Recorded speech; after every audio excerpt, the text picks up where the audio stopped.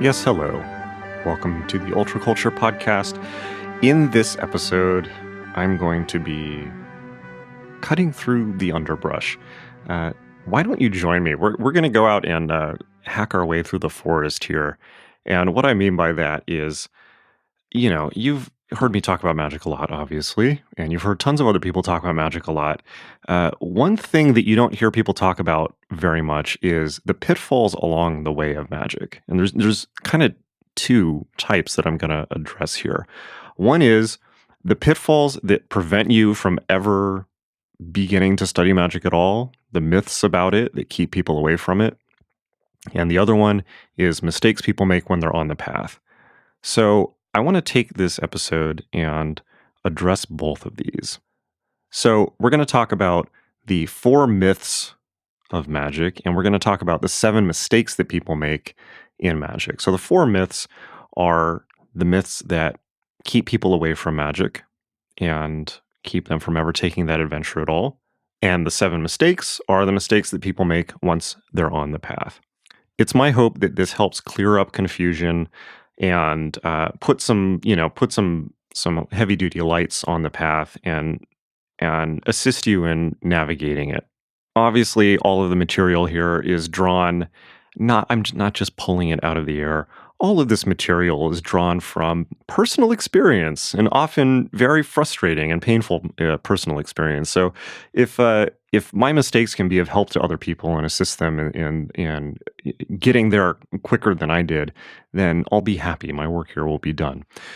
Obviously, as part of this, I'm talking quite a lot about magick.me, magick.me, which is my school for magic, meditation, and mysticism, where you can learn all of this stuff as easily as possible.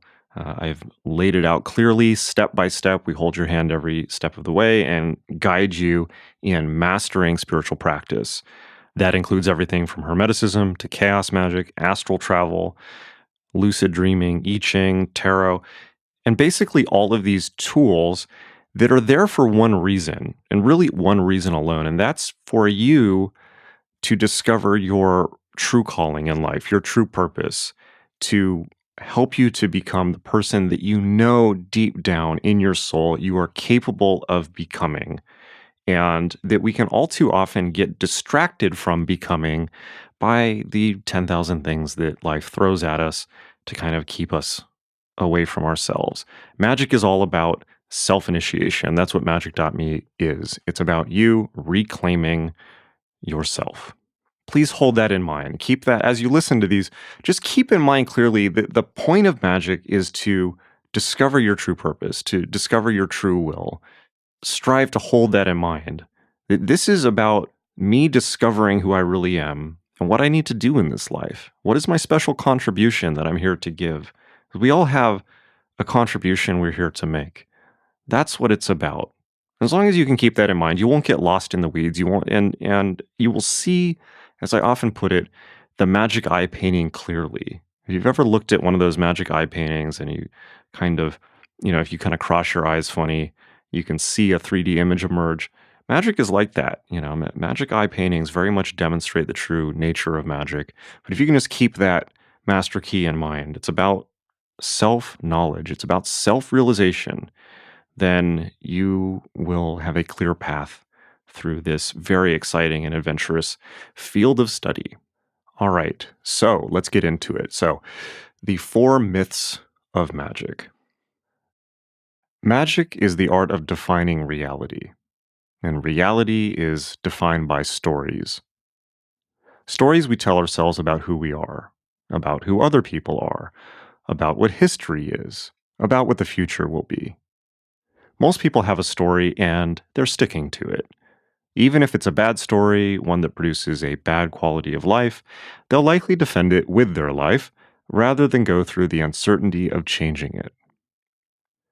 A magician, on the other hand, is somebody who understands that the world is made of stories and has learned that by changing their own story, they can change their life, maybe even the boundaries of reality itself. So, Lesson 1. The first story a budding magician must learn to change is the story their culture has sold them about magic itself. Our culture buries magic under a giant heap of fear and shame. Bad stories about how it's evil, dangerous, not real, juvenile, or even anti-science. That's because magic leads to individuals thinking for themselves and defining their lives as they like. And that just ruins everything, doesn't it? As long as you accept these bad stories, they're going to be real for you. If you change these stories for yourself, reality will change accordingly.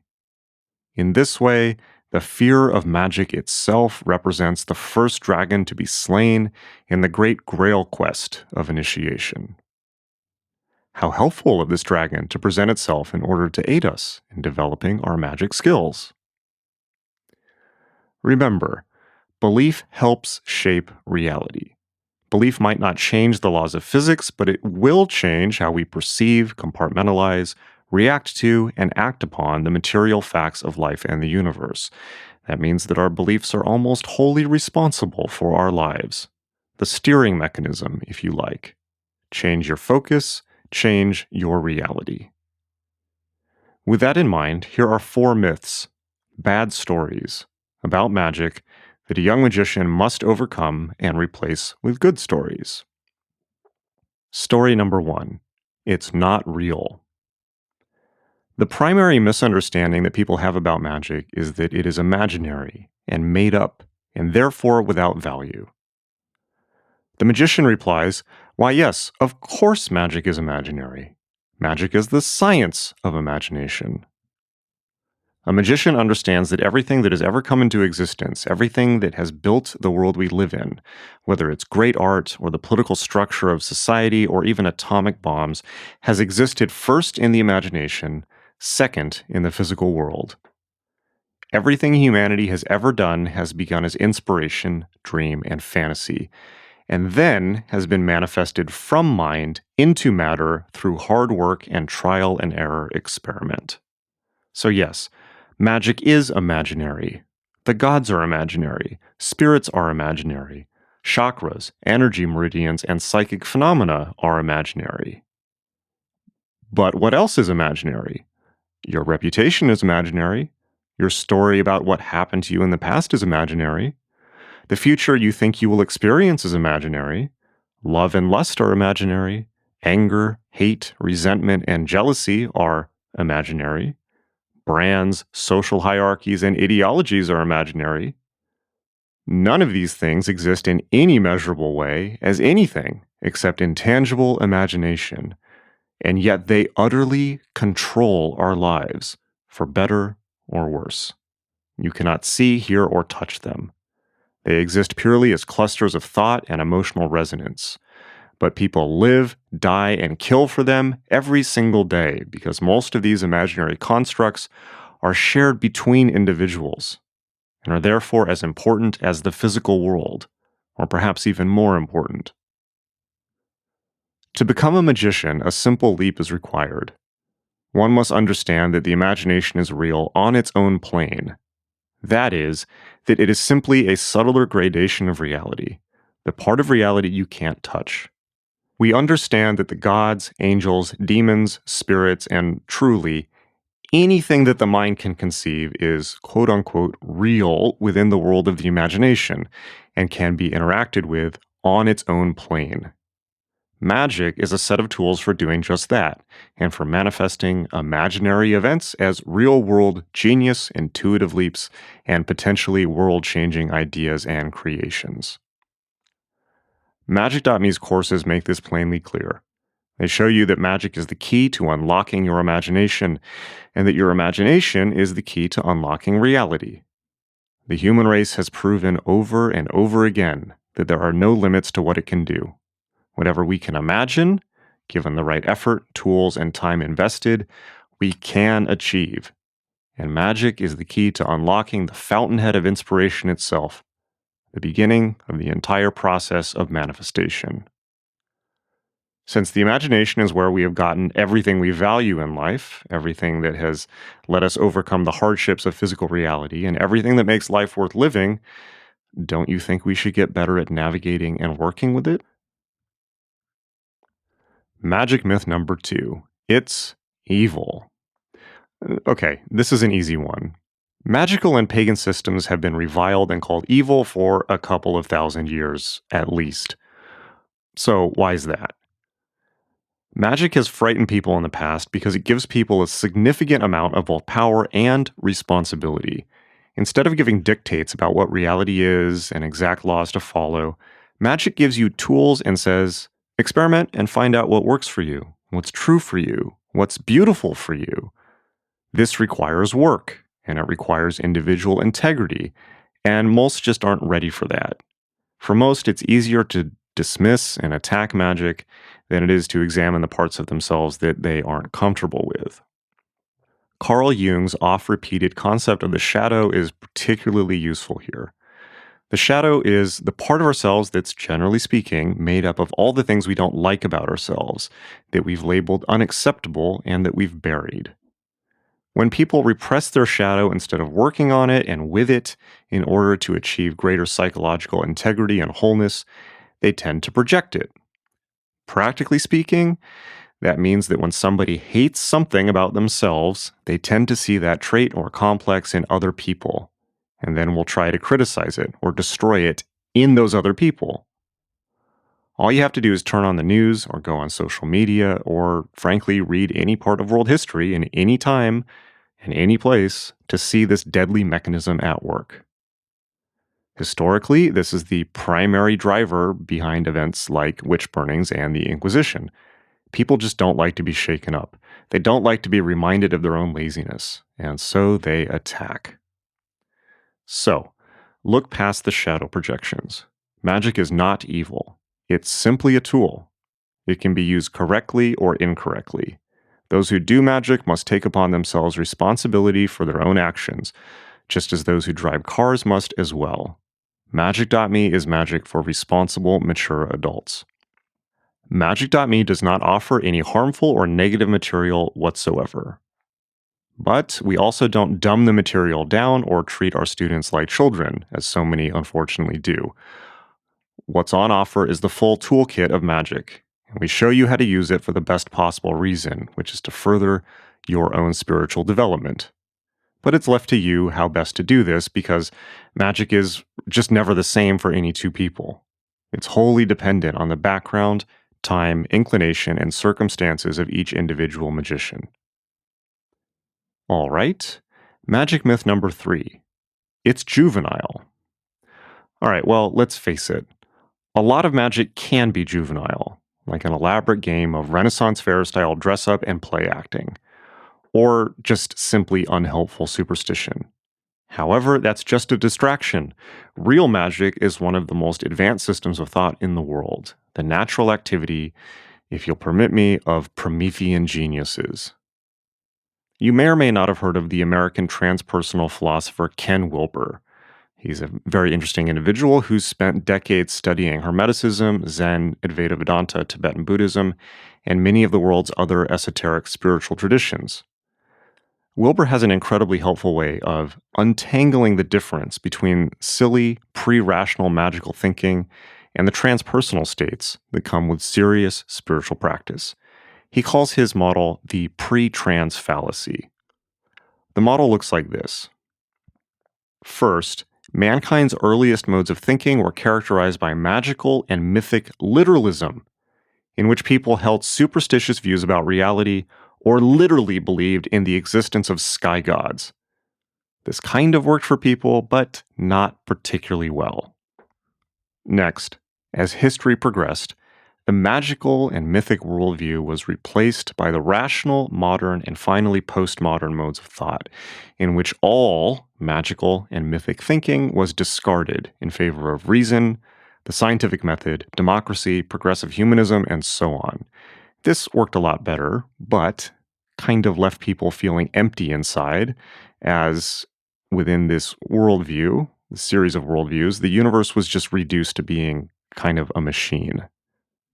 So finally, bringing it up to where we are now, many brave and often isolated individuals are now progressing past the postmodern stage of development into transpersonal consciousness, the path to which is shown by spiritual traditions like Advaita Vedanta, Vajrayana Buddhism, Sufism, or in my little corner of the world, the Western esoteric tradition, aka Hermetic magic.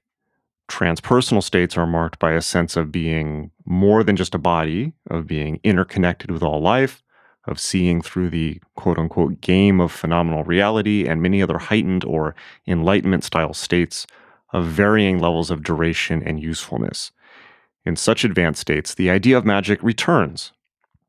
But it's not superstitious magic, as in, I'm going to stick some pins in a potato and see if I can ruin somebody's day. Instead, it's magic as in, I am an individual expression of the totality of the universe, and therefore my words, deeds, and choices can positively affect the entirety of the universe. Now here's the thing. Individuals who are still in the rational, modern, or postmodern stages of development can't tell the difference between pre-rational states and trans-rational states. To them, superstitious beliefs look exactly the same as transpersonal awareness, and they're liable to lump all of it together as, say it with me now, juvenile New Age nonsense. So this is the pre-trans fallacy. Now, add to this the fact that many people reaching towards transpersonal states also often can't tell the difference between pre-rational and trans-rational modes of consciousness. And add to that, as if we needed more, the fact that books on both pre- and trans-rational awareness are sold in the same section of the bookstore. And then add even more to that, the fact that pre-rational shamanism can be, and often is, actually easily used as a mode of expression by somebody in trans-rational awareness. And as a result of all of that, we're left with some truly confusing territory. So what we have is humanity's greatest hope for evolution, trans-rational awareness, or enlightenment consciousness, if you just want to make it more simple and understandable. Humanity's greatest hope for evolution, mixed together with superstition and wishful or primitive thinking. Because to rational, modern, or postmodern consciousness, it's all simply that weird stuff. That makes you and I pioneers, outside of culture's comfort zone with no clear guides. But hey, it's an adventure. Magick.me tackles this issue head-on by clearly focusing on trans-rational awareness and showing you how to get there. In a way, this is the entire point of Magick.me and of my own personal work in general. That is, to show what's of value in magic and leave aside all that's not, so that you can get to where you're going without taking wrong turns. Okay, finally. Magic myth number 4. This is a big one. It's anti-science. Okay, so there is, at present, and there has been for quite some time, a huge culture war between religion and science. It's been bitterly fought on both sides over issues like creationism versus evolution, along with many, many others that you can see erupting in the headlines practically every day. Magick, on the other hand, occupies a kind of third position in this battle. Religion sweeps magic aside because it breaks the rules, and magic kind of shows people how to make spiritual meaning in their own way instead of relying on a priest class. And that's, of course, bad for business for the priest class, so they, of course, tarnish magic as evil. On the other hand, science dismisses magic because it just flat out considers all of its claims laughable, unproven, nonsensical, and beneath contempt. Okay, I think that's pretty straightforward. However, both of these perspectives completely miss the mark. The truth is this: magic is the parent tradition of both of them, of both religion and science. It was the original tribal shamans who had the mad, wild, visionary experiences that were later codified into one-truth religions, sterilized and made cut and dry for the masses. Priests are the ones who capitalize on the original work done by shamans. And it was the alchemists who gave birth to science, materialist science being only a tiny subset of the grand alchemical project to understand all of reality. Science is only the part of alchemy that is concerned with how matter operates. It has forgotten that its parent tradition has far greater horizons and wished to understand the laws of all nature, including the laws of the spirit and of the soul. This is the true science that men like Isaac Newton, Giordano Bruno, and even Albert Einstein were deeply engaged in. Magic is the only way to glyph the sum of all human curiosity. It is what happens when people seek to confront and understand reality head on, without any preconceptions, in order to understand life as a whole. And this is how Magick.me teaches magic, head on. We give you the tools, and we show you how to use them, but we don't tell you what to believe. We show you how to discover your own meaning, so that you can undertake the heroic voyage of exploring reality for yourself, and make your own meaning, just like the shamans and alchemists that have come before you. So let these 4 tips help you slay the dragon of fear, and claim the magic that is your birthright. A new magical renaissance awaits us. Okay, so now that we've covered the 4 myths that keep people away from magic, let's talk about the 7 biggest mistakes people make when they begin learning magic. Magic is a very strange hobby. If you're like me, you've probably been drawn to it for lofty reasons. You want to understand the universe and your place in it. You want answers to the questions of life, the universe, and everything, not just secondhand faith in somebody else's proclamations. You want a heightened sense of personal dignity, integrity, and power to achieve the goals that matter to you the most. You want to know your true purpose in life, your true will. And most of all, you want enchantment. You want to live an enchanted life, one in which you can immerse yourself in wonders and mysteries and experience intensity that people who are checked out in front of their phones or TV screens probably never will. You want a heightened reality, or even to quest for absolute reality itself. So, for any of these questions or more, you step into the circus of magic. You might spend time browsing occult websites or visiting a New Age bookstore. You might buy a workbook or 2 and try the exercises. You might join a society like Freemasonry, a Wiccan coven, or even a meetup group, and begin to meet others in your community with similar questions. As you do this, you will slowly be leaving the consensus trance, the one created by the daily ritual of commute, job, consume, television. And you'll find yourself in a new trance, one defined by ideas of magic, personal possibility, awakening, new group dynamics, alternative life paths. You'll likely encounter a lot of incredibly inspiring ideas and also, unfortunately, a lot of disempowering ideas and beliefs. Here's a useful way to think about it. Mainstream society is a program designed to work the best it can, which sometimes is not great, but still the best it can, for the widest number of people possible. Generally speaking, that means good, decent people who are happy to live quiet, decent lives and content themselves with the victories of career, family, health, happiness, and just making it through another day. And that's a beautiful thing. Outside of mainstream society, however, you will find a very different reality. The wild lands of modern civilization. Its denizens, for one reason or another, don't feel satisfied by consensus reality. That could be because they're ahead of the curve, or it could be because they're far behind the curve. That makes the wildlands an exciting and dangerous place. The wildlands are where society puts the ideas that are too disruptive of its daily activities for better or worse.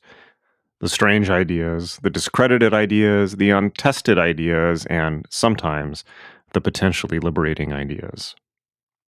Magic is one of those ideas, or rather, a gigantic cluster of ideas, a memeplex, if you will.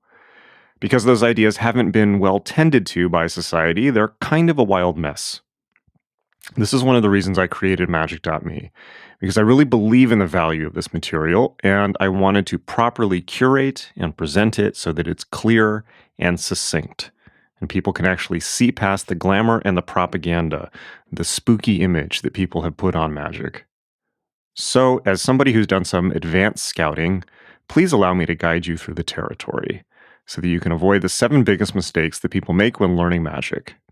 I've made them all. Here they are. Number 1, poorly defined goals. What do you want? It's a simple question, but most who enter the world of magic and alternative spirituality never actually ask it, or never fully define the answer.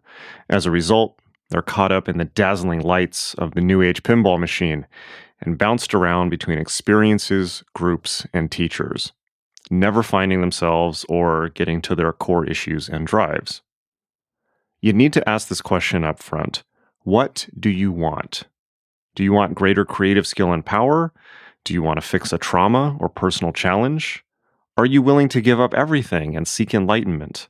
Or do you just really want to understand exactly who you are and what your place in this world is? Whatever that goal is, you need to define it now.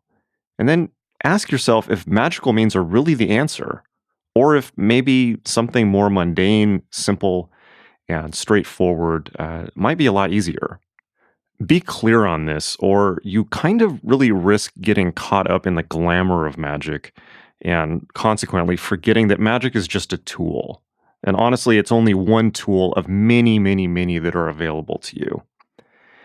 This is a point I continually return to in my writing, in my podcasting, and at magick.me. Magic is a tool. Why are you using it? Only you can answer that question, but you need to answer it. Okay. Number 2 mistake that people make: staying in the shallows. Magic is a giant buffet table. Thanks to the shrinking of the world by global communications, you'll find material from every world faith and esoteric path readily available to you just a few clicks away. You've got Hermeticism, Golden Dawn, Thelema, Yoga, Vedanta, Vajrayana Buddhism, Sufism, NLP. The list is honestly limited only by the demand of the New Age marketplace for the next big kick. Just 100 years ago, in some cases just a few decades ago, all of these subjects would have been really pretty hard to discover information on. You wouldn't have been able to just pop down to Barnes & Noble or go on Amazon and have it all handed to you. And in all cases, once you discover the entry to a path, you would be confronted with a teacher who would explain that the path was the work of a lifetime, as it is.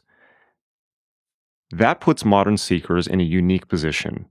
We don't lack access, but what we do often lack is commitment to a path. Most likely, students will browse here and there, reading on a wide variety of paths, or even joining several groups in sequence. This is an incredible way to learn quickly. However, if the buffet table approach takes the place of deep, committed learning in one path or tradition, what happens, unfortunately, for so many people is they just kind of get to the edge of their comfort zone in one path, and they get right to that moment where they need to get out of that comfort zone. They need to make that leap, and they flinch and jump to another path so they can start that process all over again, only coming to the edge of their comfort zone, their sense of, that moment where they really have to critically look at themselves, to be honest, and that's often too much for people. So they just repeat this again and again. And ironically, this probably takes more time than sticking to one path, at least until you reach that path's completion stages. Because at that point, then you can begin to assess other paths, but only after you've really completed one. So this is a mistake that quite a lot of people make, and which prevents their progress. However, there's an opposite mistake to this. If you go in the complete opposite direction and become a quote-unquote path zealot, you will make the third mistake, which is thinking there is one true path. So once you've experienced peak states or personal breakthroughs in a system, it's easy to generalize. You say something like, "This is absolutely incredible. Everybody should do this. Everyone should experience this."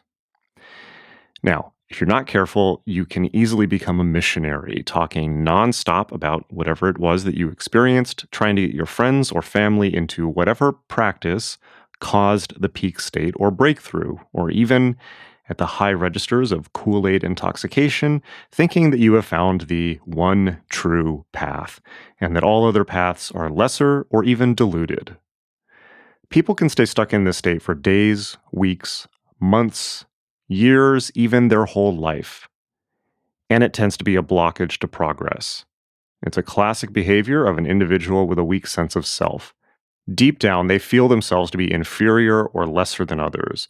So they place all their focus on an all-consuming ideology or charismatic leader that they derive strength and self-worth from serving. If this sounds like an obvious trap, and one you, of course, would never fall for, think again, because history is littered with incredibly intelligent, confident people who never thought they would fall for the one true path. And the one true path, disease, I probably don't need to point out to you, has been responsible for a lot of history's greatest tragedies, including the Third Reich or the many historical genocides committed by overzealous religious missionaries that worked to convert by sword. So, if your path is the one true path, it's time to leave your cloistered room or insular community and experience what life is like for others of different faiths and life backgrounds. Make some new friends. Magick.me takes a twofold approach to solving the above two issues. First, it completely severs form from function. There's no ideology to defend here. The old secret society or religious in-group model is dispensed with as a relic of the pre-internet age. That means that there are no hierarchies to enforce, no secrets to hold back, no group dynamics to be managed, and I like it that way. Magick.me isn't a group, thank God. It's just a website with videos and information on it that you can use to educate yourself at your own pace. No extra group weirdness needed at all.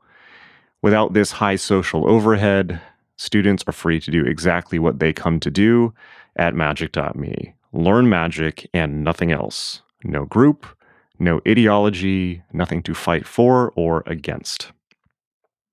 And yes, I'm the teacher, so I guess you could call me the charismatic figurehead. At least I hope I'm charismatic. But when you close your computer, when you shut down your computer, you close your laptop lid, or you turn off your phone, I go away, and that's that. Secondly, the other approach we take to solving the one true path issue is I've taken a page from the Chaos Magic playbook and condensed the best core techniques from as broad of a range of systems as possible. The result is serious core training that will stand you in good stead no matter what you do. So think of Magick.me as boot camp. You'll get well versed in serious meditation, ritual, astral work, divination, and lots more. Once you find yourself making real progress in skills rather than ideology, you'll hopefully see through the path game and get closer to the truth, which is that magic is really about the commitment you make to yourself in the daily practice of core skills. It's just like going to the gym. It's not about belief. It's not about the belief systems that these skills have been wrapped around throughout history. It's just about practicing the techniques. Okay, mistake number 4. That would be developing an us versus them mentality. Because people who are into magic and alternative spirituality are often on the fringes, it's easy to adopt belief systems that reinforce an oppressed identity or an us versus them story. This becomes a particularly acute problem when the magic that people are doing isn't working or not producing a particularly good quality of life. And instead of changing the behaviors or beliefs that aren't working, people create a narrative in which some other individual or group is keeping them down. This is, of course, where we get all of these beloved conspiracy theories from. And at the end of the day, these are stories about why failure is okay. They're stories about why it's okay to be powerless because somebody or other is working against you. Ironically, what people tend to actually be doing is projecting their own power and then completely divorcing themselves from it and acting as if that power is oppressing them when actually it's them doing it all along. So, unfortunately, these stories about why failure is okay can quickly blossom and cross-pollinate, becoming wide-scale conspiracy theories potent enough to infect whole cultures, leaving disempowerment, misery, and even, in some extremely unfortunate cases, genocide in their wake. Examples of this include, the Illuminati are out to get me because I have secret knowledge, or shape-shifting reptilians / archons / evil spirits / Satan / Walmart, etc. are controlling reality, and they don't like me. Or, I'm way too enlightened / edgy / intense / just too real for mainstream society to handle. Or, this particularly pernicious one, I'm a light worker charged with battling the dark forces, and the dark forces are in control. So, do you happen to have any of these beliefs, or maybe similar ones? Let's take a look. What's the underlying message of all of them? Personal significance. Me, me, me. All of these scripts allow for personal significance through failure. They all allow you to be a complete fuck up and to simultaneously have the illusion of winning. They are all poison. Jettison them immediately and instead focus on your personal growth and happiness and how you can be of service to the people around you. Magick.me circumvents this problem by again divorcing ideology from practical skills. There is no overarching narrative presented with the skills taught. That is for you to decide or create. It's just the raw tools. No religious stories, no conspiracy theories, no woo. Just the techniques. I give them to you, you can do them, and you can see what happens. Either they work for you, they make your life better, they make you a happier, healthier person, or they don't. Okay, mistake number 5. You probably saw this one coming. Substance abuse. Yes, let's talk about this. Okay. Drugs and magic have been linked since the very first prehistoric shaman chewed some strange bark or fungus that let her talk to the spirits of the forest, and the spirits of the forest turned out to have some pretty useful stuff to say. In recent times, magicians like Aleister Crowley, William S. Burroughs, Terence McKenna, Carlos Castaneda, and others have really hyped up the spiritual potential of psychedelics and even harder substances. Some of them have also fallen prey to addiction and the extremely destructive behaviors that come with the disease of addiction. This is one of the major reasons why magic has been so discredited. It allows people to say, yeah, but you were just high. Or to look at the addiction behaviors of people like Crowley and attribute them to magic instead of their true source, which is the drug addiction itself. Drugs may be a fast route to altered states, but they are not a sustainable one.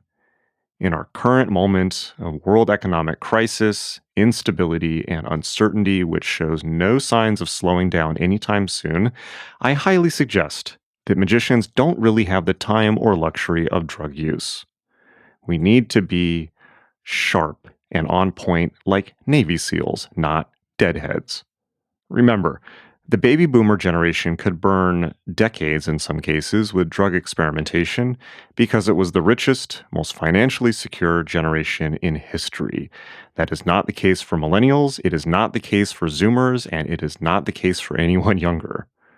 The world reality that we're in right now is a live fire situation. It is a war zone, and you don't dull your edge or disorient yourself in a war zone. By the way, just to loop back to an earlier mistake, the war zone is not actually an us versus them situation. It's kind of a free-for-all, as everyone's scrambling to survive the challenges created by the acceleration of technology, the growth of the human population, the collapse of the environment, and many other attendant issues. Magick.me not only teaches magic from a drug-free perspective, but it offers techniques that are better than drugs for getting reliably, safely, and legally high. For instance, yoga and pranayama. Okay, mistake number 6. That would be trying to be the best magician instead of the best you. When overachiever types get into magic, they try to learn every single aspect of it and become a total and formidable master. Look, there's no such thing as mastery. Leave this archetype in the Saturday morning cartoons that it came from. Remember, magic is just a tool. Know your goal and use the tool to achieve your goal. Of course, it doesn't have to be so linear. You may simply be seeking the regular, sustainable spiritual growth that comes from a consistent practice of meditation, dream work, journaling, yoga, ritual, and any other tool you have chosen to use. In which case, wonderful. The key here is it's not a competition.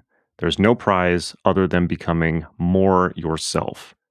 Magick.me solves this problem by, again, dropping the pompous fashion show aspects that come from group magical work and group hierarchy. There is a group forum providing the much-needed community aspects of magic, But there are no degrees, ranks, or any of the other superfluous crap that Magick inherited from the old Masonic Lodge structure and which unfortunately has so often become a rank pissing match. Just the facts here, ma'am. Just the skills. Take them or leave them. Practice them and get better at them, or don't. So, finally, mistake number 7. And this is perhaps the biggest mistake of all. Giving your power away. So, particularly as a young and untested magician, you'll likely be confronted with situations or people that tempt you to surrender your power. Whether it's an autocratic or abusive guru, a regimented and controlling magical order, or even a tightly controlling ideology, you might be tempted or even frightened into surrendering control of your life in exchange for some tangible or intangible reward. If you do this, get ready for a painful learning experience. Though it can sometimes be easy to forget, you are the true magician, the true master of your reality. This is where Magick.me, I believe, truly shines as a, forgive me, disruptive technology. Simply put, while at present I'm the one on screen teaching, Magick.me was designed to completely destroy the old group charismatic leader dynamic, point by point. Magick.me exists to liberate magic from small, controlling groups of individuals that try to make magic my precious, and instead let anybody access it, anonymously, without needing to join a group or submit to any form of authority. Instead of this, classes are presented simply as instructional material. They can be viewed by anybody, with no obligations made outside of the obligation you make to, say, Netflix in getting a subscription. That's it. No group silliness, hierarchies, or charismatic leader antics. That is, nothing stopping you from simply learning the material just like it was plumbing or video production, applying it to your life, and constantly reminding yourself that you are the great magician. In order to fully illustrate this point, I'd really like to include a story here from the author John Fowles, who kindled my early teenage interest in testing the nature of reality. This is from his 1965 novel, The Magus, which I recommend, by the way. Here's John Fowles. Once upon a time, there was a young prince who believed in all things but 3. He did not believe in princesses, he did not believe in islands, he did not believe in God. His father, the king, told him that such things did not exist. As there were no princesses or islands in his father's domains and no sign of God, the prince believed his father. But then, one day, the prince ran away from his palace and came to the next land. There, to his astonishment, from every coast he saw islands, and on these islands, strange and troubling creatures whom he dared not name. As he was searching for a boat, a man in full evening dress approached him along the shore. "Are those real islands?" asked the young prince. "Of course they're real islands," said the man in evening dress. "And those strange and troubling creatures?" "They are all genuine and authentic princesses." "Then God must also exist," cried the prince. "I am God," replied the man in evening dress with a bow. The young prince returned home as quickly as he could. "So, you're back," said his father, the king. "I've seen islands, I've seen princesses, I've seen God," said the prince reproachfully. The king was unmoved. "Neither real islands, nor real princesses, nor a real God exist. I saw them. Tell me how God was dressed." "God was in full evening dress." "Were the sleeves of his coat rolled back?" The prince remembered that they had been. The king smiled. "That is the uniform of a magician. You have been deceived." At this, the prince returned to the next land and went to the same shore, where once again he came upon the man in full evening dress. "My father, the king, has told me who you are," said the prince indignantly. "You deceived me last time, but not again. Now I know that those are not real islands and real princesses because you're a magician." The man on the shore smiled. "It is you who are deceived, my boy. In your father's kingdom there are many islands and many princesses, but you are under your father's spell, so you cannot see them." The prince pensively returned home. When he saw his father, he looked him in the eye. "Father, is it true that you are not a real king, but only a magician?" The king smiled and rolled back his sleeves. "Yes, my son, I'm only a magician." Then the man on the other shore was God. The man on the other shore was another magician. "I must know the truth beyond magic." "There is no truth beyond magic," said the king. The prince was full of sadness. He said, "I will kill myself."